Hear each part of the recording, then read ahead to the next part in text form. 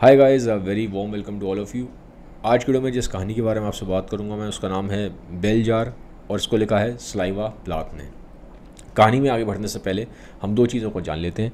पहले ऑथर के बैकग्राउंड को जान लेते हैं और फिर हम जिस टाइम ये कहानी लिखी गई उस टाइम पे सोशो कल्चरल बैकग्राउंड क्या था, उस टाइम एनवायरनमेंट में क्या हो रहा था, इसको भी समझ लेंगे ताकि हम कहानी को ठीक से कनेक्ट कर पाएँ। ठीक है, तो पहले ऑथर का बैकग्राउंड। स्लाइवा प्लाथ जो कि ऑथर हैं इस किताब की, ये पैदा हुई थी अमेरिका में, बॉस्टन शहर में 1932 में। 1932, ये थोड़ा ईयर्स याद रखिए क्योंकि इससे आपके दिमाग में एक इमेज बननी स्टार्ट होगी कि दुनिया उस टाइम पे कैसी होगी।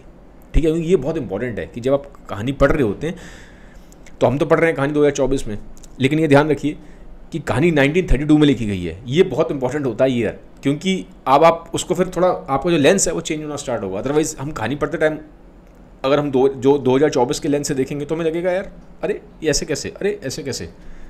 ये समझिए कहानी 1932 में लिखी गई है। ठीक है, इसलिए इंपॉर्टेंट होता है ऑथर का बैकग्राउंड और सोशियो कल्चरल एनवायरनमेंट को समझना। बचपन से ही बहुत टैलेंटेड थी, लिखने में बहुत अच्छी थी। बहुत छोटी एज से ही इनके जो आर्टिकल्स हैं वो पब्लिश होते थे। लाइफ लॉन्ग इनको डिप्रेशन का सामना करना पड़ा। ठीक है, और इनके फादर की जो डेथ है वो बहुत अर्ली एज में हो गई थी। मतलब जब ये बहुत छोटी थी, ये 8 साल के आसपास की थी जब इनके फादर की डेथ हो गई थी। और इनके फादर की डेथ का इनके ऊपर बहुत बड़ा इम्पैक्ट पड़ा है, और ये भी कहानी में आपको मालूम पड़ेगा जब कहानी में आगे जाएंगे। ठीक है, इस पॉइंट को ध्यान रखिएगा।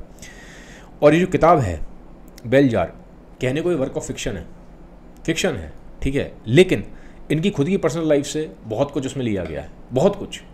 मतलब काइंड ऑफ वो समझ लीजिए सेमी ऑटोबायोग्राफी है। पढ़ने में लगेगा फिक्शन है, बट वो है इनकी ऑटोबायोग्राफी। इन्हीं की पर्सनल लाइफ से उसमें बहुत कुछ है। शादी की बात करें तो शादी इनकी हुई थी एक पोइट से, टेड ह्यूजेस, और ये खुद भी पोइट थी। फिक्शन तो लिखा ही है इन्होंने, लेकिन पोइट्री भी बहुत अच्छी करती थी। तो शादी हुई एक पोइट से जिसका नाम था टेड ह्यूजेस। अमेरिका से ये बाद में चली गई थी इंग्लैंड। ठीक है, वहाँ लंदन में रही हैं।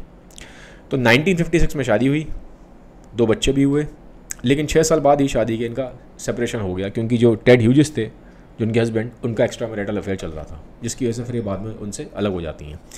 1962 में सेपरेशन हुआ। 1963 में इनकी किताब पब्लिश हुई बेल जार, और उसी साल इनकी डेथ हो जाती है सुसाइड से। ठीक है, 1982 में इनकी डेथ के बाद 30 साल की एज में इनकी डेथ हो गई थी। 1982 में इनको मिला Pulitzer prize. Pulitzer prize literature के वर्ल्ड में राइटर्स के लिए एक बड़ा प्राइज़ माना जाता है। ठीक है, तो इनको जो प्राइज़ मिला था पुलिट्जर प्राइज़, वो मिला था इनकी पोएम की कलेक्शन के ऊपर। ठीक है, पोइट्री मैंने बोला था बहुत अच्छी करती थी, तो एक किताब है इनकी, पोइट्री का कलेक्शन है एरियल करके, उसके लिए इनको प्राइज़ मिला। तो ये तो मैंने आपको थोड़ा ऑथर का बैकग्राउंड दिया, ये समझ गए।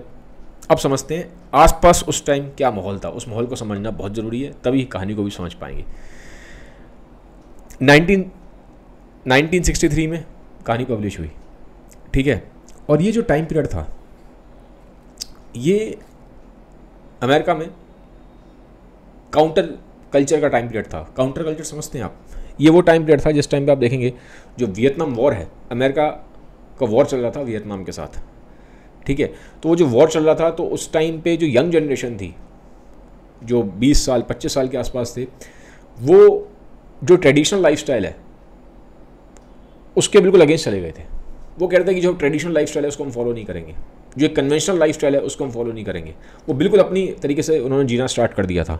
ठीक है, तो जो कल्चर है, एग्जिस्टिंग कल्चर है, उसके जब अगेंस्ट में चले जाते हैं तो उसको बोलते हैं काउंटर कल्चर। ठीक है, उसका रीज़न एक बहुत बड़ा तो ये था वियतनाम वॉर। तो ये जो यंग पॉपुलेशन थी अमेरिका की, ये कहती थी कि हम वॉर के अगेंस्ट हैं। ठीक है, हमें वॉर से हम दूर रहना चाहते हैं, क्योंकि अननेसेसरी वॉर में जाने जाती है। तो उन्होंने साफ साफ बोला कि we are not interested in the war. और ये टाइम पीरियड कोल्ड वॉर का टाइम पीरियड भी था। उस टाइम यूएस का और सोवियत यूनियन का आपस में जो रिलेशन था वो अच्छा नहीं था, बिटर रिलेशन था। ठीक है, तो ये सब चीज़ें आप ध्यान में रखिए, क्योंकि तभी कहानी आप ठीक से समझ पाएंगे। अभी जो काउंटर कल्चर का टाइम पीरियड था, इस टाइम पे म्यूज़िक, फैशन, इस तरह की चीज़ें बहुत आप देखेंगे एकदम फ्लरिश करने लगी थी।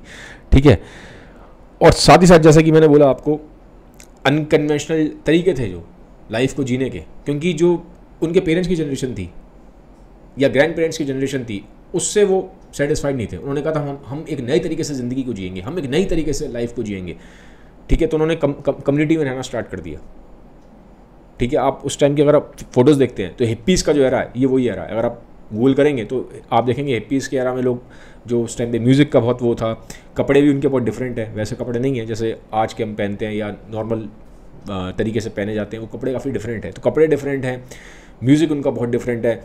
और बीटल्स जो है वर्ल्ड फेमस है म्यूज़िक में, ये सारे उसी टाइम पीरियड पे उभरे हैं, ठीक है, उसी टाइम फ्लरिश हुए थे। इनफैक्ट जो स्टीव जॉब्स भी हैं वो भी हिप्पी थे, ठीक है। तो म्यूज़िक काफ़ी था उस टाइम पे, जो ड्रेसिंग सेंस है वो बहुत डिफरेंट था, लोगों के जीने का तरीका बहुत डिफरेंट था। मैंने बोला था एक कम्युनिटी बेस्ड लिविंग थी, इस तरह से था।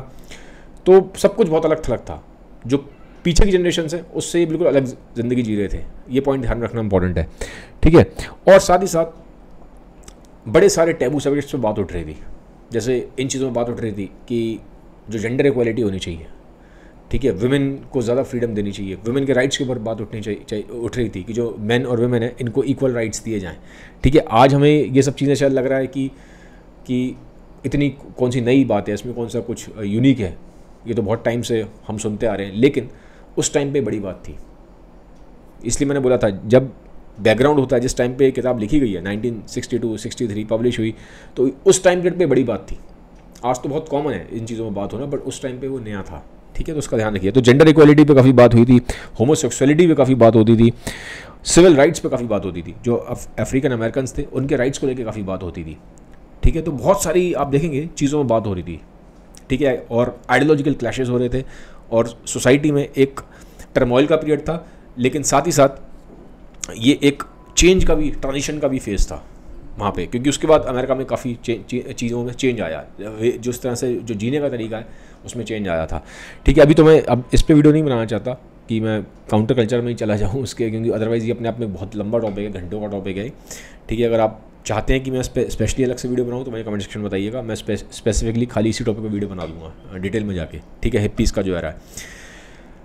तो अब लेकिन ऊपर से सुनने में टाइम पीरियड अच्छा लग रहा है कि हाँ ठीक है भैया, वॉर नहीं हो रहा, पीसफुल टाइप पीरियड है, सब चाहते हैं पीस हो, सब चाहते हैं कि क्या कहते हैं जेंडर इक्वालिटी पे बात होनी चाहिए, सब चाहते हैं कि जो लोग हैं वो आपस में पीस के साथ रहें, सारी चीज़ें अच्छी लगती हैं, लेकिन ये लॉन्ग टर्म तक सस्टेन नहीं किया। उसका रीज़न था 1975 आते आते काउंटर कल्चर जो है डिक्लाइन पे आ गया था। डिक्लाइन पे क्यों आया? उसका रीज़न था कि वियतनाम वॉर ख़त्म हो गया। तो जब वियतनाम वॉर ही ख़त्म हो गया तो जो बेसिक आइडियोलॉजी जिसकी वजह से आप सब यूनाइट हुए थे, जिसकी वजह से मूवमेंट बना था, तो वही ख़त्म होना स्टार्ट हो गया। पहला रीज़न ये था। सेकंड, इस मूवमेंट की एक डार्क साइड भी थी। डार्क साइड क्या थी? पहला, ड्रग एडिक्शन। बहुत तेज़ी से यूथ में ड्रग एडिक्शन बढ़ रहा था, जिसकी वजह से जो यूथ है वो बर्बाद हो रहा था, ठीक है। पूरी तरह यूथ बर्बाद होना स्टार्ट हो गया था ड्यू टू ड्रग एडिक्शन। तो आप जानते हैं ड्रग्स किस तरह से पीढ़ियों को बर्बाद कर देता है, वो चीज़ वहाँ पे हो रही थी। तो ये एक बहुत बड़ा रीज़न था इनके डाउनफॉल होने का। सेकंड, क्राइम रेट्स बढ़ना स्टार्ट हो गए थे। थर्ड, जब प्रैक्टिकली, ठीक है, ये सब चीज़ें बहुत अच्छी हैं, म्यूज़िक इज़ गुड, ठीक है, जो थॉट प्रोसेस है, आप जो जिन चीज़ों से आप एग्री नहीं करते उन पे आप पॉइंट रेस कर रहे हैं, वो सब ठीक है, लेकिन at the end of the day financial बहुत मैटर करते हैं, ठीक है। तो जो फाइनेंशियल प्रॉब्लम्स आना स्टार्ट हो गई थी, जब फाइनेंशियल प्रॉब्लम्स आना स्टार्ट हो गई तो उनको समझ में आना स्टार्ट हुआ कि यार ये जो चीज़ें हैं ये लॉन्ग टर्म में वर्क नहीं कर पाएंगी, तो हमें वापस ट्रेडिशनल पाथ पे जाना पड़ेगा, हमें वापस जो फैमिली लाइफ थी, क्योंकि उस टाइम पे क्या हो गया था, इन्होंने फैमिली लाइफ को, ट्रेडिशनल जो तरीके हैं ज़िंदगी जीने के, कन्वेंशनल तरीके जो उनके बाप दादाओं के तरीके थे, उनको रिजेक्ट कर दिया था। बट इनको बाद में समझ में आना शुरू हुआ कि लॉन्ग टर्म में काम नहीं करता। जो हमारे ग्रैंड पेरेंट्स की जनरेशन थी, जो फैमिली लाइफ है, वो जो ट्रेडिशनल वैल्यूज़ है वही वर्क करती हैं, वो जो फाइनेंशियल सिस्टम बनाया गया है, ठीक है, वही वर्क करता है। क्योंकि इन लोगों ने क्या करा था, जो ये हिप्पीज़ थे, इनको लगता था कि जितनी भी बड़ी बड़ी ऑर्गेनाइजेशंस हैं ये सिर्फ कंज्यूमर कल्चर सिखाती हैं, आपको कंज्यूम करना सिखाती हैं, ठीक है, और जो गवर्नमेंट है वो भी इनके साथ मिली हुई है, बड़ी बड़ी ऑर्गेनाइजेशन के साथ, ठीक है। तो वो कहते थे कि इंडिविजुअल का जो वो है, जो इंडिविजुअल को फ्लरिशिंग मिलनी चाहिए वो नहीं मिल पा रही है। तो इस तरीके से ये सारी ट्रेडिशनल जो चीज़ें बनी हुई हैं उनके अगेंस्ट जा रहे थे। लेकिन बाद में उनको समझ में आना शुरू हुआ कि जब चीज़ें बहुत एक्सट्रीम पे ले जाते हैं तो वर्क नहीं करती। प्रैक्टिकल जो मैटर्स होते हैं वो वापस एक ना टाइम बाद आके आपको हिट करेंगे और आपको समझ में आएगा कि जो ट्रेडिशनल तरीका है ठीक है। ऑब्वियसली उसमें चेंजेस हुए, मैंने बोला था ट्रांजिशन का टाइम फेज था, चेंजेस आए वहाँ पे, लेकिन पूरी तरह से आप किसी भी एक बड़ी आइडियोलॉजी को रिजेक्ट नहीं कर सकते। उसको ग्रेजुअली आप चेंज करके आगे बढ़ेंगे, लेकिन ना कि रिजेक्ट करके, ठीक है। तो ये वाली चीज़ है। तो ये सब मैंने आपको इसलिए बताया क्योंकि जब तक आपको बैकग्राउंड नहीं मालूम है काउंटर कल्चर का जो उस टाइम पे चल रहा था, ठीक है, स्पेशली ये वाली चीज़ें जेंडर इक्वालिटी की, वुमेन को भी फ्रीडम मिलनी चाहिए, जब तक आप इस पॉइंट को नहीं समझेंगे, ये पॉइंट्स जब वहाँ रेस करे गए तो आप इस कहानी को समझ नहीं पाएंगे, क्योंकि जो पूरी बेलजार है कहानी, इसकी नींव यही है, ठीक है। ये चीज़ हो गई। अब बात करते हैं, कहानी पे आ जाते हैं। थोड़ा लंबा हो गया बैकग्राउंड, बट इंपॉर्टेंट था आपको डिटेल में बताना। बेलजार जो कहानी है वो एक लड़की की कहानी है। वैसे कहानी स्लाइवा प्लाथ की है, लेकिन नाम उन्होंने अपना नहीं यूज़ किया। यहाँ पे एक फिक्शनल एक कैरेक्टर बनाया गया, इसका नाम है एस्थर, ठीक है, लड़की है एस्थर। अब ये जो एस्थर है इसको दिखाया गया कि she is battling with depression. इसको भी डिप्रेशन है, जैसे स्लाइवा प्लाथ को था वैसे सेम एस्थर को भी डिप्रेशन है। और जो कहानी का नाम बेलजार है, बेलजार क्यों है इसको समझिए। बेलजार होता क्या है, एक कांच का एक जार है, एक कांच का एक जार है। तो इसमें जो कैरेक्टर है एस्थर, इसको ऐसा लगता है कि वो उस कांच के जार में बंद है और उसको घुटन होती है उस जार के अंदर, तो घुटन महसूस करती है। ऐसा लगता है चारों तरफ से हवा नहीं है। एक कांच के जार में अगर आप कोई बंद करेंगे तो उसको घुटन महसूस होगी। तो उसको जो उसमें जो डिप्रेशन है उसके लिए मेटाफर यूज़ किया गया है कि जब इंसान जो डिप्रेशन में होता है, जब ये एस्थर जो है जो डिप्रेशन में है, ये अपनी बात कर रही है एस्थर, तो एस्थर जो डिप्रेशन में है इनको ऐसा फील हो रहा है कि इनको घुटन महसूस हो रही है, बहुत घुटन महसूस हो रही है, और इनको ऐसा लग रहा है कि जो आउटर वर्ल्ड है उससे कम्प्लीटली डिस्कनेक्टेड है। आउटर वर्ल्ड, क्योंकि बीच में जो कांच है, जो जार कांच का है, तो कांच बीच में आ गया ना, तो दुनिया अलग है और ये उससे सेपरेटेड है, तो ये दुनिया से कनेक्ट नहीं कर पा रही, चाह रही है लेकिन कनेक्शन बनता ही नहीं है।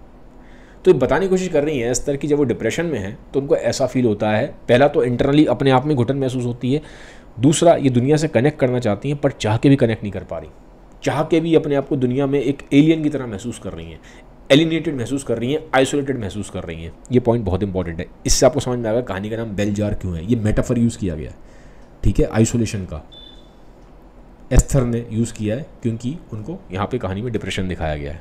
तो वो बता रही हैं कि कैसे मैं फील करती हूँ internally, what is my state, it's a metaphor, ठीक है।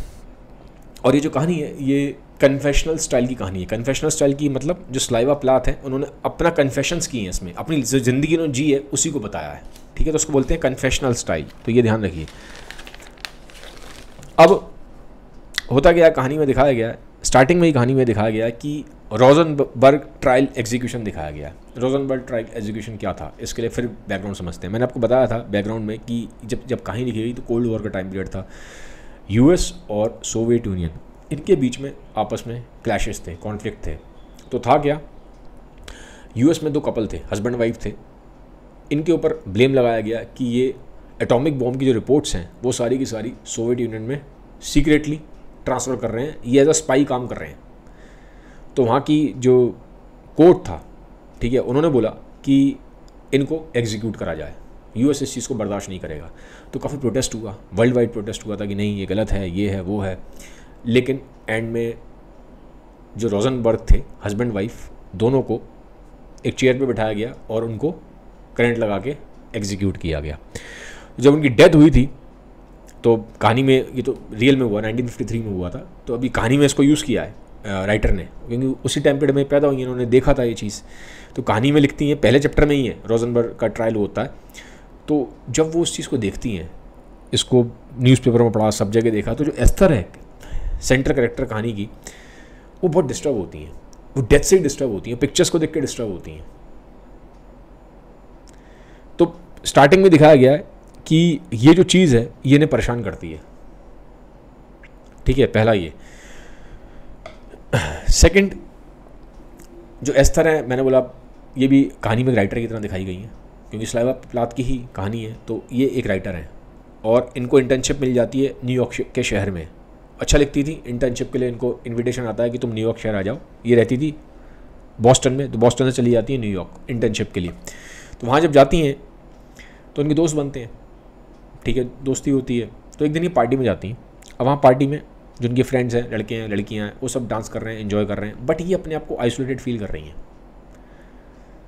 जबकि वैसे कहने को बहुत वाइब्रेंट प्लेस है, न्यूयॉर्क सिटी है, ठीक है, हैपनिंग प्लेस है, but she is feeling isolated. ऐसा लग रहा है पार्टी में सब एंजॉय कर रहे हैं, मौज मस्ती कर रहे हैं, बट इनको ऐसा लग रहा है कि ये बिल्कुल अकेली हैं। इनको शुरू से एस्थर को, जो कैरेक्टर हैं, इनको हमेशा ऐसा महसूस होता है कहानी में कि दुनिया में लोग इनके आसपास हैं, सब कुछ है, बट फिर भी अकेली हैं। लोग हैं, सब कुछ है, वहाँ पार्टी हो रही है, एंजॉय कर रहे हैं, जानते हैं, दोस्त हैं, बट फिर भी ये वहाँ पे बहुत आइसोलेटेड और अकेला फील करती हैं पार्टी में। तो इनको एहसास होता है एस्थर को कहीं ना कहीं एक घुटन सी है इनके अंदर, इसीलिए कहानी का नाम बेलजार है। तो यहाँ पे इस चीज़ को समझिए। अब होता क्या है, फिर कहानी आगे जाती है तो इनकी मीटिंग होती है लड़के से, उसका नाम है बडी, नाम ही लड़के का बडी है। तो वो उनके साथ इनका अफेयर हो जाता है, वो उनका बॉयफ्रेंड बन जाता है, ठीक है। लेकिन कुछ टाइम बाद ब्रेकअप हो जाता है। अब ब्रेकअप होता क्यों है? ब्रेकअप का रीज़न होता है हिपोक्रेसी। जो एस्थर है वो बोलती हैं अपने बॉयफ्रेंड को, बडी को, कि वो हिपोक्रेट है, डबल फेस है। अब क्यों ऐसा है, ठीक है, क्यों मतलब वो ऐसा बोला जा रहा है यहाँ पे, एस्थर क्यों ऐसा बोल रही हैं? डबल स्टैंडर्ड्स, पहला रीज़न है डबल स्टैंडर्ड। वो जो बड़ी है वो उनको बोलता है कि जब वो उनके साथ रिलेशनशिप में था तो पहले तो दिखाता है कि हाँ वो बहुत लॉयल रहेगा, उन्हीं के साथ रहेगा, लाइफ उनके साथ बिताएगा, किसी और विमेन की तरफ देखेगा भी नहीं, उस तरह की बातें करता है इनिशियली उनको अट्रैक्ट करने के लिए। बट जब वो अट्रैक्ट हो जाती हैं, उसका रिलेशन में आ जाती हैं, तब वो उनको बताता है कि यार जब मैं आपके साथ रिलेशनशिप में था, कुछ टाइम बाद बताता है, तब मैं कहीं और भी रिलेशनशिप में इन्वॉल्व था, किसी और के साथ भी, और किसी और लड़की के साथ इन्वॉल्व था। तो जब ये उनको बात मालूम पड़ती है तो इन्हें ख़राब लगता है, इनको लगता है कि ये तो झूठ है, तुमने एक तरह से हिपोक्रेसी करी। तुमने मुझे स्टार्टिंग में बोला था कि that I will just be loyal to you, but बाद में तुम मुझे बता रहे हो कि when I was in a relationship with you I was also involve with someone else. तो उससे उनको तकलीफ होती है कि तुम तो डबल फेस दिखा रहे हो, ठीक है। लेकिन वो नॉर्मल उसको मानता है, मतलब नॉर्मल चीज़ है, इसमें क्या डबल फेस है। अब वो वापस अपने हॉस्टल जाती हैं, हॉस्टल में रहती थी एस्थर न्यूयॉर्क सिटी में। तो वहाँ पे जाके अपने जो रूममेट वगैरह होती हैं उनसे डिस्कस करती हैं, बाकी लड़कियों से डिस्कस करती हैं। तो एक लड़की से थोड़ी दोस्ती होती है इनकी, तो उसको बताती हैं सब चीज़ें, ऐसे ऐसे बड़ी ने ये किया मेरे साथ, ठीक है, एक तरह से धोखा ही हुआ। तो उनकी जो फ्रेंड होती है बोलती है इसमें क्या धोखे की बात है, ये तो नॉर्मल है, इसमें ऐसा क्या है, ठीक है। वो बोलती है मैन आर लाइक दैट, वैसा बोल देती है जो उनकी फ्रेंड होती है। तो इनको लगता है एक चीज़ फील होती है कि यार ये डबल स्टैंडर्ड्स हैं मैन और वुमेन के लिए, बिकॉज उनको ये बात पता थी एस्थर को कि अगर ये चीज़ मैंने की होती तो उनको बहुत खरा खोटा सुनाया होता, कैरेक्टर असैसिनेशन किया गया होता, कैरेक्टर के बारे में उनके सवाल उठाए गए होते, उनको उल्टा सीधा बोला गया होता, ठीक है। लेकिन जस्ट बिकॉज वो लड़का है तो he can get away with it very easily, और उसको नॉर्मलाइज किया गया है। उस टाइम पे बड़ा उसको नॉर्मल माना जा रहा था, जो इनफैक्ट इतना ज़्यादा कंडीशनिंग हो रखी थी कि जो उनकी फ्रेंड है वो भी इसको नॉर्मल मान रही है। वो कहती है तो क्या हो गया, बड़ी ने किया तो ये तो नॉर्मल है, ठीक है। बिकॉज कहीं ना कहीं ये माना गया था man can do it but women can not do it, ठीक है। और अगर वुमेन ऐसा करती है तो उसको आप लेबल करते हो बहुत तरह के नाम से, ठीक है। तो उससे उनको लगा कि डबल स्टैंडर्ड्स हैं, ठीक है। Something which is normal for man it's not considered normal for women in a society. तो ये इनको लगा पहली चीज़, तो एक तो ये रीज़न था, इससे उन्होंने ब्रेकअप किया उससे, अपने बॉयफ्रेंड से। सेकंड, जो उनका बॉयफ्रेंड था बड़ी, वो पोइट्री को पीस ऑफ डस्ट मानता है। ये उसको बोलती है कि मैं पोइट बनना चाहती हूँ। उसने पूछा होगा बड़ी डॉक्टर की पढ़ाई कर रहा था, डॉक्टरी की, तो उसने पूछा कि तुम क्या बनना चाहती हो, तो ये बोलती है मैं पोइट बनना चाहती हूँ, I want to become a writer, I want to become a poet. तो वो बोलता है कि ये पोइट्री में क्या रखा है, इट्स लाइफ जो है वो साइंस से चलती है, साइंस बहुत इंपॉर्टेंट है, poetry is a piece of dust, साफ साफ बोलता है poetry is a piece of dust. यार क्या है बेकार की चीज़ें। तो यहाँ पे क्या होता है, उनको दिखाई देता है कि जो मेरे लाइफ में एस्पिरेशंस हैं उसको ये जो बड़ी है ये बिल्कुल भी वैल्यू नहीं देता, इमोशनली हाईली इनसेंसिटिव है। क्योंकि उनको पता था कि वो तो उसको हमेशा इंकरेज करती थी कि तुम एक अच्छे डॉक्टर बनोगे, you will become good, you can do it. जब बड़ी कभी उदास हुआ तो उन्होंने बड़ी को हमेशा इंकरेज किया। बट जब ये बोलती हैं कि मुझे पोएट बनना है, I want to do writing in my life, तो वो बड़ी उनको लुक डाउन अपॉन कराता है। वो कहता है कि ये इन सबसे क्या होता है, जो दुनिया है वो तो साइंस पे चलती है, ये सब तो बेकार की चीज़ें, poetry is a piece of dust. तो उनको बड़ा वो एक इनसेंसिटिव रिमार्क लगता है, वो बड़ी इंसल्टिंग रिमार्क लगता है। तो एक उनको वहाँ से गैप आना स्टार्ट होता है बड़ी से कि यार हमारा इमोशनल कंपेटिबिलिटी है नहीं हमारे बीच में, एक रीज़न ये था। थर्ड, जब वो अपना पर्सपेक्टिव बताता है कि उसको कैसी वाइफ चाहिए, तो वहाँ से उनको एक सडन एक रियलाइजेशन होता है कि हम साथ नहीं रह सकते, क्योंकि वो बताता है बड़ी की वाइफ को लेकर क्या पर्सपेक्टिव है उसका बड़ी का। वो बोलता है कि my wife should be very submissive, I want कि मेरी जो वाइफ है वो सबमिसिव हो। सेकेंड, जो मेरी वाइफ है उसकी जो लाइफ है वो मैरिज और किड्स यहीं तक लिमिट रहनी चाहिए। मैं नहीं चाहता हूँ कि वो जाके बाहर जाके जॉब करे या करियर बनाए, ठीक है। She should be fully devoted to marriage, family and kids. तो ये जब बात वो बोलता है तो इनको समझ में आता है कि यार हमारी नहीं बन सकती, क्योंकि इसका माइंडसेट अलग है, मेरा माइंडसेट अलग है, ठीक है। तो ये कहानी में दिखाया गया है। तो ब्रेकअप हो जाता है इनका अपने बॉयफ्रेंड के साथ। अब होता क्या है, कहानी आगे जाती है। तो कहानी में एक इंसिडेंट है, क्राइंग इंसिडेंट। क्राइंग इंसिडेंट क्या है कि जब इनकी पढ़ाई वढ़ाई पूरी हो जाती है, राइटिंग के लिए आई थी न्यूयॉर्क में, तो वहाँ पे इनको बुलाया जाता है कि आज आपका लास्ट डे, आज एक फ़ोटो सेशन होगा, ठीक है। काइंड ऑफ एक फेयरवेल सेशन है, एक फ़ोटोग्राफ ली जाएगी। तो सब पहुँच जाते हैं, इनके साथ और लोग भी होते हैं, सबकी वहाँ पिक्चर्स वगैरह ली जा रही होती हैं, ठीक है। फोटोग्राफर्स होते हैं बड़े बड़े। तो जब इनका पिक्चर लेने का टाइम आता है तो इनको ना पिक्चर के लिए, फ़ोटो के लिए जैसे पोज देना होता है, तो उनको पोज देना नहीं आता। तो वो बार बार उनको बोलते हैं कि यार तुम कैसे हो, मतलब तुम आप बाकी लोग भी तो दे रहे हैं ना, ठीक है। बाकी जो इतने यहाँ पे राइटर्स हैं और जो बच्चे आए हैं, स्टूडेंट्स आए हैं, सब ने फ़ोटोग्राफ के लिए ठीक से पोज दिया, आपको क्या परेशानी हो रही है, ठीक है। और हर एक को वहाँ जो स्टूडेंट था जिसका पिक्चर लिया गया था, उसको वो जिस चीज़ में अच्छा था ना, उसको वो चीज़ दी गई थी फ़ोटो खिंचवाते टाइम। जैसे मान लीजिए कोई फुटबॉल में अच्छा है तो उसको फुटबॉल के साथ पिक्चर खिंचवाई गई, कोई साइंस में अच्छा है तो उसको साइंस का कोई इंस्ट्रूमेंट, जैसे मान लीजिए मैग्नेट दे दिया, टेलीस्कोप दे दिया, उसके साथ पिक्चर खिंचवाई गई। अभी राइटिंग में अच्छी थी तो उनको बोला कि पोइट्री में अच्छी थी तो उनको पेपर का एक रोज़ बना के दे दिया गया, ठीक है। और उनको बोला गया यहाँ पर ऐसे पर्टिकुलर पोज में खड़े हो तब आपकी फ़ोटो लेंगे। तो बार बार जब ये उस फोटो के लिए पोज नहीं बना पाती तो इनको फिर वहाँ लोग सब मजाक से उड़ाते हैं, और एंड में इनका फिर ब्रेकडाउन होता है। शी स्टार्ट्स क्राइंग, फिर बहुत तेज होती हैं। तो फिर वहाँ लोग शांत हो जाते हैं देख के कि यार हम ठीक नहीं कर रहे, उनको एहसास होता है कि इट्स नॉट गुड। तो काइंड ऑफ इनका एक इमोशनल वहाँ ब्रेकडाउन हुआ और उनको ये बात समझ में आई कि यार कहीं ना कहीं वो फिट इन नहीं कर पा रही हैं दुनिया के साथ, ये इनको रियलाइज़ हो जाता है। फिर कहानी आगे जाती है। तो ये जो एस्थर है, इनकी तबीयत ख़राब होना स्टार्ट होती है और तबीयत काफ़ी ज़्यादा ख़राब हो जाती है। एक पॉइंट पे आगे तबीयत इतनी ख़राब हो जाती है कि इनको वहाँ पे एक मेंटल, वहाँ पे एक फैकल्टी होती है, पूरा एक समझ लीजिए बड़ा सा एक एरिया है, बहुत बड़ा एरिया है, जंगलों के मतलब आसपास जंगल है और एक बहुत बड़ा एरिया है, वहाँ पे एक बहुत बड़ी बिल्डिंग है, ठीक है। वहाँ पे मेंटल हेल्थ के लिए टेक केयर करी जाती थी। तो वहाँ पे फिर ये एडमिट हो जाती हैं। इन्हें लगता है कि अब खुद से हैंडल नहीं हो रहा, आई नीड टू गो, ठीक है। तो ये वहाँ पे जाके फिर अपना टेक केयर करवाती हैं, ठीक है, अपना ट्रीटमेंट करवाती हैं।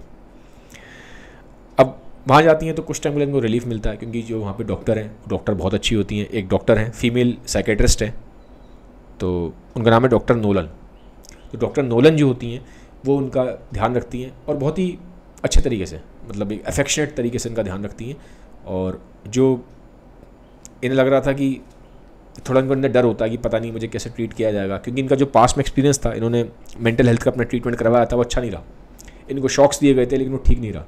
और जो उनको उस टाइम पे डॉक्टर भी मिले थे, इनके हिसाब से वो उतने सेंसिटिव नहीं थे, क्योंकि इनका मानना है, और होना भी चाहिए, मैं मानता हूँ कि जो मेंटल हेल्थ से अगर कोई इंसान परेशान है तो उसको बहुत सेंसिटिव तरीके से हमें ट्रीट करना चाहिए। तो जो पहले डॉक्टर जो उनके थे वो ठीक तरीके से इनको ट्रीट नहीं करते, और जो उनकी शॉक थेरेपी है वो ख़राब जाती है, बहुत हाईली पेनफुल थी। तो इनको डर था कि कि यार अब मैं जब दोबारा जा रही हूँ ट्रीटमेंट के लिए अपने, तो डॉक्टर कैसे होंगे। तो लेकिन यहाँ पे इस बार फीमेल साइकेट्रिस्ट हैं डॉक्टर नोलन, और वो बहुत अच्छे तरीके से सेंसिटिव तरीके से इनको डील करती हैं और उनको बताती भी है कि आपकी मर्ज़ी के बिना आपका ट्रीटमेंट नहीं होगा, और जब भी शॉक की ज़रूरत भी पड़ेगी तो आपको बता के दिया जाएगा, ठीक है। और वो बहुत कम पेनफुल होगा इस बार, we'll make sure to that. तो मुझे लगता है कि सच में इनका टेक केयर किया जा रहा है, और सच में वो डॉक्टर नोलन बहुत अच्छी होती है। तो धीरे धीरे थोड़ा सा इनका मेंटल हेल्थ इंप्रूव होना स्टार्ट हो जाती है, इनको रिलीफ मिलता है। इनको थोड़ी देर के लिए ऐसा महसूस होता है कि जो बेल जार है, जो मैंने बोला था ना अपने आप को बेल जार में बंद बंद महसूस करती थी। थोड़ी देर के इनको ऐसा लगता है कि जो जा रहा है वो हट गया है और थोड़ी देर के लिए खुली हवा में सांस ले पा रही है, इनको ऐसा महसूस होता है। और वो थोड़ा एरिया भी ऐसा है, मैंने बोला था ना जंगल के एकदम बीचों बीच है, नेचर है, पेड़ पौधे हैं, तो शी फील्स वेरी गुड। मतलब एक खुलापन जो होता है उससे भी माइंड पर हमारे बहुत साइकोलॉजिकल इंपैक्ट पड़ता है। चीज़ अगर बंद बंद हो तो वैसे ही आदमी क्लॉस्ट्रोफोबिया की वजह से थोड़ा घुटन घुटन हो जाती है। तो ये चीज़ है। फिर कहानी आगे जाती है, तो एक जगह कहानी में क्या है कि जब ये परेशान होती है एक दिन शाम को, तो ये बाहर जाती हैं उससे परमिशन लेके कि मुझे उस मेंटल फैकल्टी वाले जो एरिया है उससे बाहर निकलना है। बाहर जाती हैं ये ना अपने फादर के ग्रेवयार्ड को ढूंढने के लिए जाती हैं। फादर की डेथ हो गई थी बहुत अर्ली एज में। अब जैसे आप देखो स्लाइवा प्लाथ के भी साथ मैंने बताया था कहानी में स्टार्टिंग में, जब बता रहा था मैं आपको, ऑथर का मैं बैकग्राउंड दे रहा था कि फादर की डेथ स्लाइवा प्लाथ की भी 8 साल की एज में हो गई थी जब छोटी थी। यहाँ पे भी जो एस्थर है, इनके जो करेक्टर है, फादर की डेथ हो जाती है और फादर का ये फ्यूनरल अटेंड नहीं कर पाती बचपन में, क्योंकि बहुत छोटी थी एस्थर उस टाइम पे। एक्चुअल में स्लाइवा प्लाथ के साथ एग्जैक्टली जो हुआ था वो यहाँ पे उन्होंने उसमें इस कैरेक्टर के थ्रू वहाँ पे दिखाया है। तो ये जो एस्थर है ये अपने फादर का ग्रेवयार्ड ढूंढने जाती है, कब्र ढूंढने जाती है, क्योंकि ये फ्यूनरल में जा नहीं पाई थी। इनकी मदर ने इनको बोला था कि तुम नहीं जाओगी, ठीक है। और जो उनकी मदर है वो बड़ी स्टॉइक पर्सनैलिटी है, बड़ी उसमें दिखाया गया है। अभी मदर के बारे में भी आगे बात करेंगे, ठीक है। अभी बस इतना समझ लिया कि मदर बड़ी उस टाइम पे स्ट्रिक्ट थी, उन्होंने बोला कि तुम फ्यूनरल को अटेंड नहीं करोगी, ठीक है। तो इसकी वजह से क्या होता है, क्योंकि फ्यूनरल में नहीं जा पाई तो इनके अंदर ना अनरिजॉल्व एक ग्रीफ रह जाता है, और ये ठीक से उस टाइम रो भी नहीं पाई, मना कर दिया था कि तुम्हें रोना नहीं है, तो रो नहीं पाई, अंदर दर्द रह गया, अंदर गम रह गया। और फादर को लास्ट टाइम मैंने बोला था वो देख नहीं पाई, फ्यूनरल नहीं जा पाई। तो आज इनके अंदर एक वो उठती है क्यूरोसिटी कि आई वॉन्ट टू सी कि मेरी फादर का जो ग्रेव है वो कहाँ पे है। तो ढूंढते हो जाती हैं, ढूंढ लेती हैं, और फादर की जो ग्रेव है वहाँ पे पास में बैठ के ना ही स्टार्ट्स क्राइंग, बहुत तेज तेज रोती हैं। तो अब उनको हल्का महसूस होता है, उनको लगता है जो मेरा जो ग्रीफ है वो एक तरह से रिजॉल्व हो गया, अनबर्डन हो गया। It's a kind of a catharsis. Catharsis का मतलब होता है जो आपके अंदर जो दबा हुआ है, जो भी इमोशंस है जो अंदर दबे हुए हैं बहुत लंबे टाइम से, जब वो बाहर आ जाते हैं, ठीक है, तो उसको कैथारसिस बोलते हैं। तो ये चीज़ थी, तो इनका एक काइंड ऑफ ए कैथारसिस हो गया। वहाँ से जब वापस आती हैं तो she feels a lot of relief. मैंने बोला था ना बेल जार दोबारा अब हट जाता है, तो थोड़ा खुला खुला महसूस हो रहा है, अच्छा महसूस हो रहा है दिमाग को।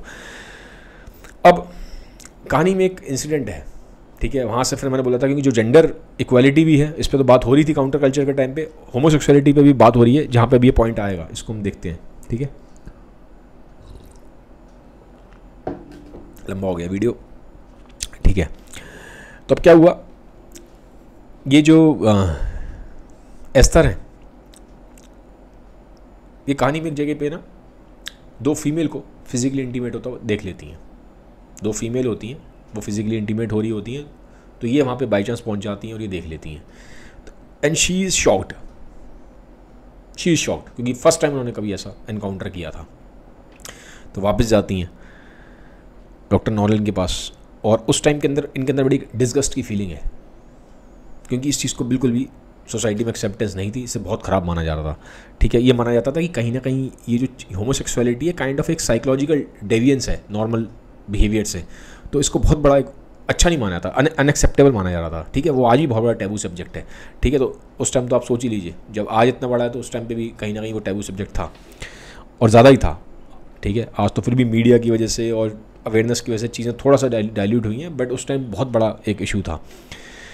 तो शी इज़ शॉक्ड, और वो उसको ख़राब मानती हैं, वो इनको डिस्गस्ट वाली फीलिंग आती है कि कैसे ये चीज़ हो सकती है, ठीक है। डॉक्टर नॉलन से आगे बात करती हैं, और डॉक्टर नॉलन से साफ साफ वो बोलती हैं कि मतलब ये कैसे हो सकता है, how it's even possible. She is very shocked, kind of she has a disgust kind of feeling inside.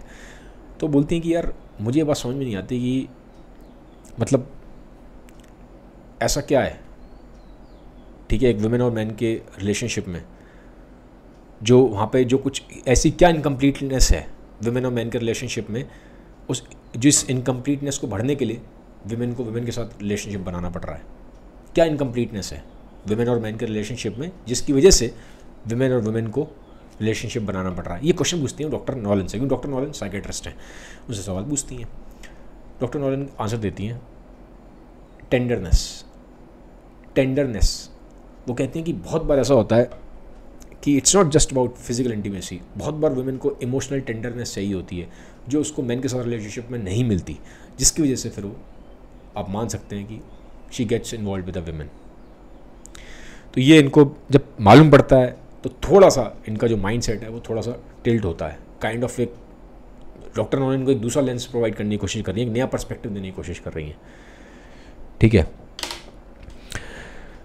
तो ये कहानी में क्या है, देखो आप एक चीज़ को समझ लो, राइटर ना तो होमोसेक्सुअलिटी को डिफेंड कर रहा है, ना उसके फेवर में, ना उसके अगेंस्ट में, वो सिर्फ दिखा रहा है कि जो काउंटर कल्चर है उसकी वजह से इम्पैक्ट क्या पड़ा था। उसकी वजह से इम्पैक्ट ये पड़ा था कि जिस चीज़ को बहुत ज़्यादा वैसा माना जाता था, एक बहुत टैबू सब्जेक्ट था जिसके बारे में लोग बात नहीं करते थे, ये मानते थे कि कुछ दिक्कत है, सच में बहुत बड़ी दिक्कत है, साइकोलॉजिकल कुछ प्रॉब्लम है ये, उसके ऊपर बात करना स्टार्ट हो गए लोग, उसके ऊपर थोड़ा बात होनी शुरू हुई, और जब बात होनी शुरू हुई तो थोड़ी सी एक स्लाइट एक्सेप्टेंस आनी शुरू होती है, थोड़ा सा वो मैटर डाइल्यूट होना शुरू हो जाता है, ठीक है। लेकिन अभी भी एक टैबू सब्जेक्ट है। उस टाइम तो बहुत ही बड़ा टैबू सब्जेक्ट था।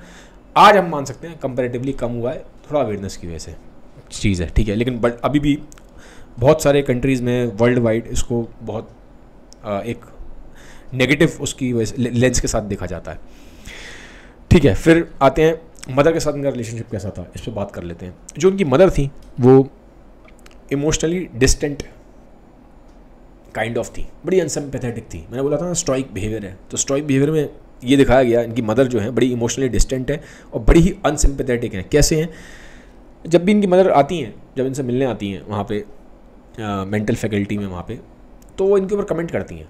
वो कहती हैं ये जो प्रॉब्लम्स इनको हो रही हैं ये विल पावर की कमी की वजह से और बहुत टेम्प्रेरी हैं, ख़त्म हो जाएंगी, ठीक है। तो उसमें ऐसी कोई परेशान वाली बात है नहीं। तो क्या कर रही हैं वो, इनकी जो मेंटल हेल्थ है उसको डाउन प्ले कर रही हैं, उसको इंपॉर्टेंस नहीं दे रही हैं। वो कह रही कुछ है ही नहीं है सब चीज़ें, तो ये तो विल पावर की कमी है इसके अंदर तो ये सब चीज़ें टेम्प्रेरी हैं यार, थोड़ा सा कंट्रोल करेगी ठीक हो जाएगी, कोई इतनी टेंशन वाली बात नहीं है, ठीक है।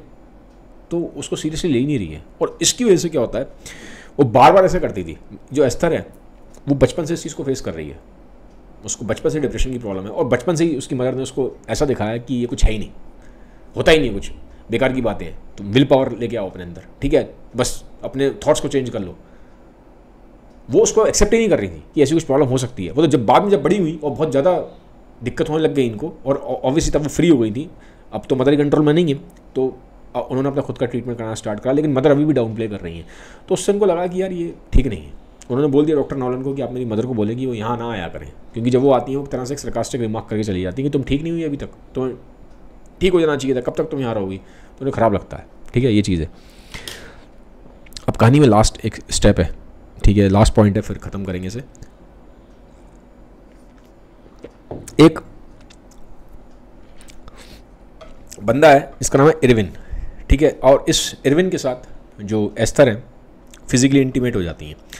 लेकिन इनको मालूम पड़ता है जो इरविन है, पहले तो वो भी ठीक लगता है, लेकिन बाद में मालूम पड़ता है कि वो बहुत ही इमोशनली इनसेंसिटिव मैन है। कैसे मालूम पड़ता है, फिजिकल इंटीमेसी की बात ना इनको बहुत ब्लीडिंग होना स्टार्ट हो जाती है एस्थर को, और वो सोच रही थी कि एक्सपेक्टेड था कि हेल्प करेगा इरविन, लेकिन इरविन ने कोई हेल्प नहीं करा। Irwin is very indifferent, Irwin is very cold, उसे फ़र्क नहीं पड़ता, इमोशनली बहुत इनसेंसिटिव है, काइंड ऑफ इमोशनली हॉलो कह सकते हो आप। तो ये परेशान होती हैं बहुत ज़्यादा, ये खुद जाके इमरजेंसी, मेडिकल इमरजेंसी में जाती हैं, वहाँ पे अपना ट्रीटमेंट कराती हैं, ठीक है। तो इन्हें बड़ा ख़राब लगता है यार, मतलब एक बंदा है, मतलब कंप्लीट मैं उसको सरेंडर कर रही हूँ और उस तरह से बिहेव कर रहा है, तो she feels very very bad, ठीक है। तो और इनफैक्ट ये चीज़ देखिए, यहाँ पे एक पॉइंट और है, जिस लेडी को उन्होंने, ठीक है, दूसरी वुमेन के साथ फिजिकली इंटीमेट होते हुए देखा था, उसका नाम था जॉन, ठीक है, जोन नाम है, जोन। तो जोन थी वो लेडी है, ठीक है, she is involve in homosexuality. तो पहले जोन को लाइक नहीं करती थी, क्योंकि इनके दिमाग में वो चीज़ें थी कि जो होमोसेक्सुअल्स हैं इनमें कुछ ठीक नहीं है, कुछ दिक्कत है, जिसकी वजह से बाद में जाकर डॉक्टर से डिस्कशन भी करती हैं, जो मैंने अभी आपको पॉइंट बताया। बट लेकिन जब इनको खुद को दिक्कत हुई, जब ये जो बंदा था इनका इरविन, वो इतना इमोशनली इंसेंसिटिव निकलता है, ये हॉस्पिटल में एडमिट है, मेडिकल इमरजेंसी में जाती हैं, अपना ट्रीटमेंट कराती हैं, तो उस टाइम पे ये वही लेडी, ठीक है, वही लेडी जिसको ये होमोसेक्सुअल समझ रही थी कुछ इसके अंदर ये ठीक नहीं है, वही लेडी इनकी हेल्प करने आती है। तो इनकी एक तरह से आंखें खुलती हैं फर्स्ट टाइम कि इतनी जल्दी हमें लोगों को जज नहीं करना चाहिए, इतनी जल्दी हमें बायस नहीं होना चाहिए, क्योंकि जिस पे भरोसा कर रही थी इरविन पे, वो तो ऐसा निकला इमोशनली इनसेंसिटिव, उसे फ़र्क नहीं पड़ता। लेकिन और जिसको ये एक गलत नेगेटिव लेंस के साथ देख रही थी, जिसको लेके ऑलरेडी इन्होंने एक जजमेंट बना रखा था, वो हेल्प करने आ रही है, वो लेडी हेल्प करने आ रही है जॉन इनकी। तो वहाँ उनको फर्स्ट टाइम इनको एक आंखें खुलती हैं कि भाई दुनिया इतनी ब्लैक एंड वाइट नहीं है, दुनिया ग्रे है, ठीक है, हर इंसान के अंदर मिक्स्ड बैग ऑफ इमोशंस हैं, ठीक है। तो ये चीज़ है। फाइनली कहानी के एंड में क्या होता है, एंडिंग बताता हूँ आपको। ये जो जॉन है, ये जो लेडी है जो उनकी हेल्प भी करने आई, वो सुसाइड कर लेती है, शी कमिट सुसाइड। इनको ये बात मालूम पड़ती है तो इनको बड़ा दुख होता है, उसके लिए बहुत दुख होता है इनको, जॉन के लिए, एस्थर को। She feels very very sad, बहुत ख़राब लगता है इनको, ठीक है। और इससे भी मालूम पड़ता है कि एक्चुअल में जो जॉन लेडी थी वो भी वहाँ पे एडमिट थी मेडिकल उसमें फैसिलिटी में, वहाँ पे वो भी वहीं पे इनके साथ ट्रीटमेंट करवाने आई थी। इससे मालूम पड़ता है कि वो बताते हैं बाद में जो डॉक्टर्स होते हैं कि जिसका डिप्रेशन है जॉन का, वो रिलैप्स कर गया था। और डिप्रेशन इससे मालूम पड़ता है कितना फ्रेजाइल है, ठीक है, उसमें अप्स एंड डाउन हो सकते हैं। आपको लगेगा ठीक हो गया, लेकिन वो रिलैप्स कर सकता है। तो इससे भी मालूम पड़ता है कि कोई भी इंसान अगर डिप्रेशन से जूझ रहा है, ठीक है, तो उसको आप नज़रअंदाज ना करें, ठीक है। You should deal with him sensitively, क्योंकि अगर मेरे से भी आप पर्सनली पूछेंगे तो मेरा ये मानना है कि फिज़िकल प्रॉब्लम ठीक है, वो अपनी जगह फिज़िकल प्रॉब्लम्स दिक्कत वाली बात है, अपने आप में बहुत बड़ी दिक्कत वाली बात है, बट मेंटल हेल्थ भी ना इक्वली प्रॉब्लमेटिक है, प्रॉब्लमेटिक है। और कुछ केस में मेंटल हेल्थ को ट्रीट करना ज़्यादा मुश्किल होता है। बॉडी को ट्रीट करना कुछ केस में आसान है, माइंड को ट्रीट करना कुछ केस में बहुत ज़्यादा मुश्किल है, ठीक है। तो इसका यहाँ पे एक लेसन निकल के आता है। तो कैसे वो डिप्रेशन रिलैप्स करता है फ्रेजाइल कंडीशन में, जॉन जो है शी कमिट सुसाइड। इनको ये बात मालूम पड़ती है, बहुत परेशान होती हैं, बहुत दुखी होती हैं एस्थर, क्योंकि इनको खुद पे भी ख़राब लगता है कि मैंने उसको कैसे जज किया, ये है वो अगली बंदी मेरी हेल्प भी करने आई थी, मैं तो उसको जज करती रही, ये है वो है, एंड शी फील्स रियली, उनको ख़राब लगता है, जॉन के लिए बहुत ख़राब लगता है। अब ये जॉन थी, एक चीज़ और है, जॉन भी एक टाइम पे जो एस्थर का बॉयफ्रेंड था, बडी, मैंने बताया ना स्टार्टिंग में जो बॉयफ्रेंड था, उस बडी की जॉन भी एक टाइम पे गर्लफ्रेंड थी। तो अब ये जो बडी है ये वहाँ मिलने आता है एस्थर से, बडी मिलने आता है। अब बडी चेंज हो गया है, टाइम बीत गया है, कुछ साल हो गए हैं, अब बडी चेंज है। और बडी जब इनसे मिलता है एस्थर से तो बड़ा परेशान है, बहुत परेशान है। परेशान कैसे, उसको लगता है, वो बोलता है एस्थर से, कहीं यार ऐसा तो नहीं है कि मेरे अंदर कुछ कमी है, क्योंकि जो विमेन मेरे टच में आई है, ठीक है, मेरे इन्फ्लुएंस में आई है, ऐसा तो नहीं है। और वो देखता है कि यार वो उसको कुछ दिक्कत हो जाती है, मेंटल हेल्थ प्रॉब्लम हो जाती है, क्योंकि जॉन को हुई, जॉन, ठीक है, और एस्थर को भी हुई, दोनों अपना ट्रीटमेंट करवाने आई थी। जॉन ने सुसाइड कर लिया था, जिसकी वजह से अब ये जो बड़ी है, ये इसको ये मालूम पड़ी, तो कहीं ना कहीं इसके अंदर गिल्ट आया। तो ये आता है और ये पूछता है, ठीक है, ये बात पूछता है इनसे, एस्थर से, कि यार कहीं कुछ मेरे अंदर दिक्कत तो नहीं है, क्योंकि जो भी वुमेन मेरे इन्फ्लुएंस में आती है या जो भी मेरे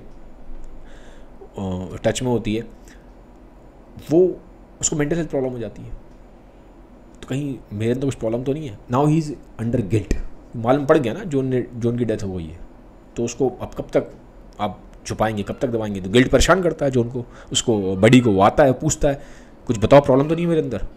सच में बहुत ज़्यादा दुखी हो जाता है। तो वो बोलती हैं एस्थर इसको, बडी को, कि नहीं, मैं नहीं मानती कि पूरी तरह से तुम रिस्पॉन्सिबल हो।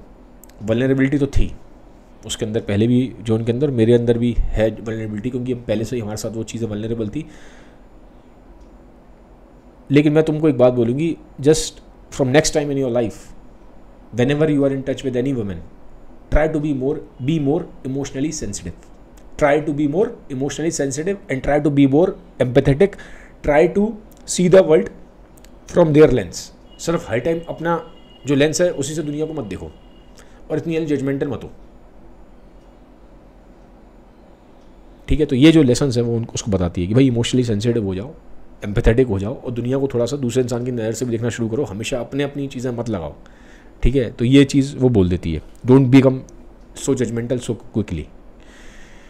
थोड़ा सा उसको रिलीफ मिलता है, बड़ी वापस चला जाता है, अदरवाइज़ वो बहुत गिल्ट में था, बड़े हैवी हार्ट के साथ आया था, रोता हुआ सा आया था। अब फिर जब ये भी हो जाता है इंसिडेंट, तो एस्थर को एक चीज़ रियलाइज़ होती है कि she needs to take charge. उनको लगता है कि अब उनको अपनी लाइफ में चार्ज लेना पड़ेगा, अदरवाइज़ तो सच में अगर ऐसा ही होता रहा तो सच में उनको साथ भी बड़ी प्रॉब्लम हो सकती है। ठीक है, तो वो डिसाइड करते हैं कि अब यहाँ से वो बाहर जाएंगी। ठीक है, वो इंटरव्यू वगैरह देती हैं वहाँ पे, उस मेंटल फेल्ट वो जो हेल्थ जो फैकल्टी है वहाँ पे डॉक्टर्स होते हैं, उनको इंटरव्यू देती है कि नाउ शी इज़ फाइन। वो भी कहते हैं कि आप जा सकते हो, बाहर ठीक हो चुके हो, पूरी तरह वो ठीक हो गई हैं। वो सोचती हैं बाहर जाके वो अपना राइटिंग करियर बनाएंगी। और उस बीच जब वो वहाँ से बाहर जाने के लिए तैयार बस रेडी हो रही होती हैं, जिस दिन उनको जाना होता है उस दिन इरविन का फ़ोन आता है उनको। इरविन वही बंदा जिसके बारे में मैंने आपको बताया था, जिसकी वजह से उनको हॉस्पिटल में इमरजेंसी वार्ड में एडमिट होना पड़ा था।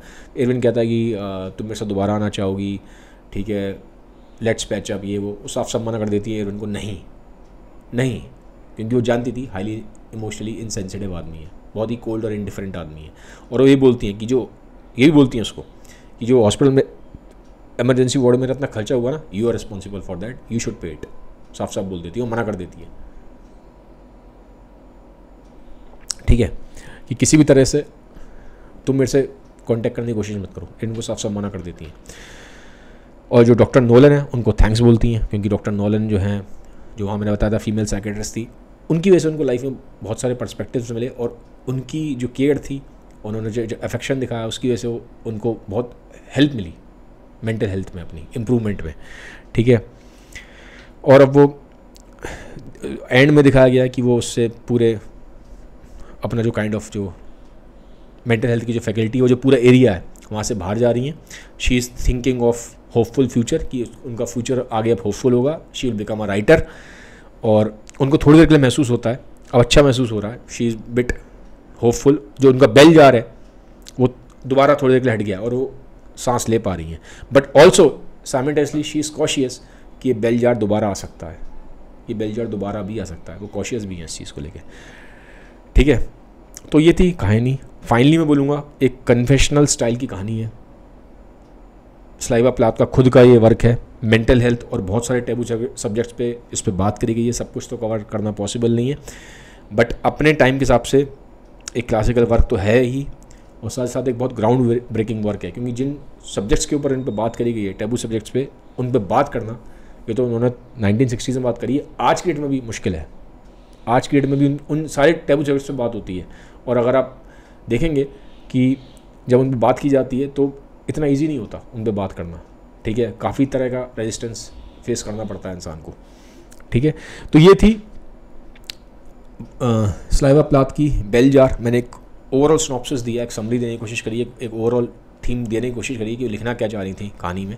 ठीक है, तो बहुत कम मैंने फीमेल ऑथर्स पे बात करी है, तो मैंने सोचा कि आज एक पावरफुल वर्क उठाते हैं किसी फीमेल ऑथर का। कोशिश करूँगा कि आगे भी मैं इस तरह से फीमेल ऑथर्स के वर्क को आपके सामने लाता रहूँ। और मेरा पर्सनली ये मानना है कि जितने मैन इस वीडियो को देख रहे होंगे, मैन मेरे वीडियोस को काफ़ी देखते हैं, ज़्यादातर ऑडियंस मैन की है, उन सारे मैन को ये किताब पढ़नी चाहिए, सारे मैन को ये किताब पढ़नी चाहिए। ठीक है, ये किताब और एक किताब और है सिमोन डे बोवार की सेकंड सेक्स। ठीक है, सार्त्रे की पार्टनर थी वो, उस पर ही बात करूँगा। ठीक है, ये पावरफुल बुक्स हैं, क्योंकि मोस्टली क्या होता है जब हम मैन सेंट्रिक बुक्स पढ़ते हैं, जैसे मैंने मोस्टली मैन सेंट्रिक कहानियों के बारे में ज़्यादा बात करी है, टॉल्स्टॉय, डॉस्टोव्स्की, ये वो, उसमें देखेंगे आप सारे वर्क में देखा, चाहे टॉल्स्टॉय हो चाहे डॉस्टोव्स्की हो, फीमेल कैरेक्टर थोड़ा साइडलाइन करा गया है।